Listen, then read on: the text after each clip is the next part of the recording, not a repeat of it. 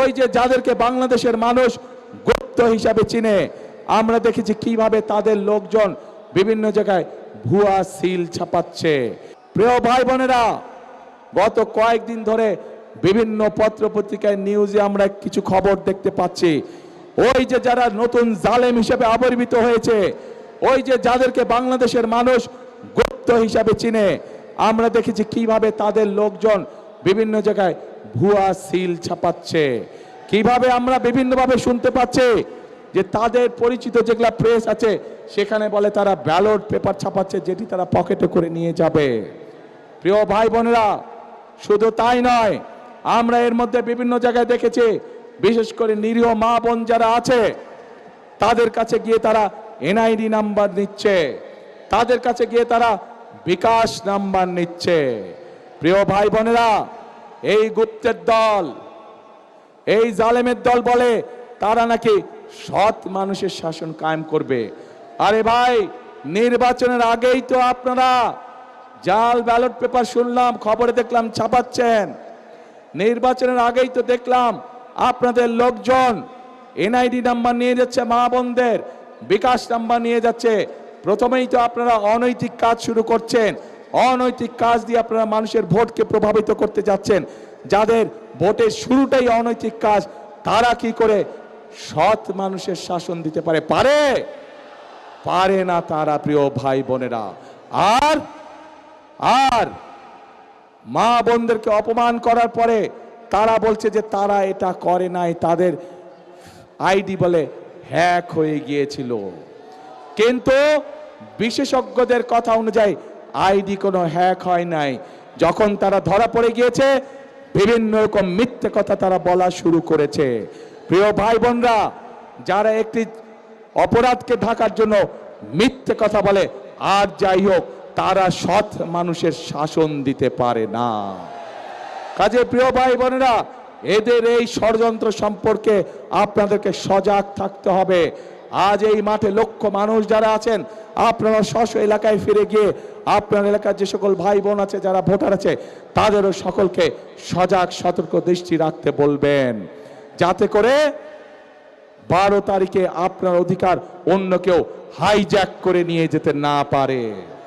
যাদেরকে মানুষ গুপ্ত হিসাবে চিনে, এই জালেমদের নেতা, সে 2 দিন আগে প্রকাশ্যে বলেছে বাংলাদেশের নারীদেরকে সে একটি অত্যন্ত কলঙ্কিত শব্দ দিয়ে ব্যবহার করেছে। প্রিয় ভাই বোনেরা,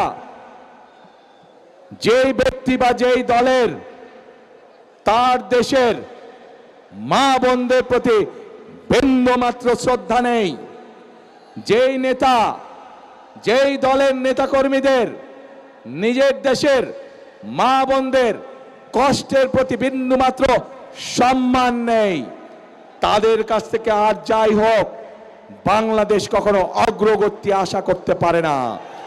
তাদের কাছ থেকে আর যাই হোক বাংলাদেশের মানুষ আত্মসম্মানমূলক কোনো মর্যাদাপূর্ণ কোনো আচরণ আশা করতে পারে না। প্রিয় ভাই বোনেরা, এই জালেমদের একটি কথাই শুধু বললাম আমি আপনাদেরকে, আরো একটি কথা বলছি। তার আগে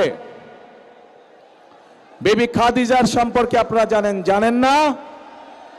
আমাদের প্রিয় নবী করিম সাল্লাল্লাহু আলাইহি ওয়াসাল্লামের স্ত্রী এই বিবি খাদিজা, উনিও একজন কর্মজীবী মহিলা ছিলেন। উনিও একজন কর্মজীবী মহিলা ছিলেন। ওনার নিজের ব্যবসা বাণিজ্য ছিল, যেখানে নবী করিম সাল্লাল্লাহু আলাইহি ওয়াসাল্লাম নিজেও কাজ করতেন। প্রিয় ভাই বোনেরা, এরা বলে ইসলামের রাজনীতি করে, অথচ নবীর স্ত্রী নিজে যেখানে একজন কর্মজীবী মহিলা ছিলেন, সেখানে কেমন করে একটি রাজনৈতিক দলের নেতা এবং কেমন করে সেই রাজনৈতিক দলটি তাবৎ বাংলাদেশের নারী সমাজকে এমন একটি কলঙ্কিত শব্দ জর্জরিত করলো। প্রিয় ভাই বোনেরা, বদরের যুদ্ধ নিশ্চয়ই আপনারা জানেন কম বেশি সবাই। সেই বদরের যুদ্ধে হযরত আয়েশা তার নেতৃত্বে পরিচালিত হয়েছিল, তার নেতৃত্বে যুদ্ধের সকল সরঞ্জামাদি সরবরাহ করা হয়েছিল, তার নেতৃত্বে যুদ্ধে যারা আহত হয়েছিল সেই মানুষগুলোকে নার্সিং দেওয়া হয়েছিল, ট্রিটমেন্ট দেওয়া হয়েছিল। কাজে আমরা ইসলাম ধর্ম বলে, আমরা আমাদের দেশের সামাজিক অবস্থান বলে, সকল জায়গায় নারীদের একটি শক্তিশালী অবস্থান আছে এবং আমরা কোনোভাবেই অস্বীকার করতে পারবো না।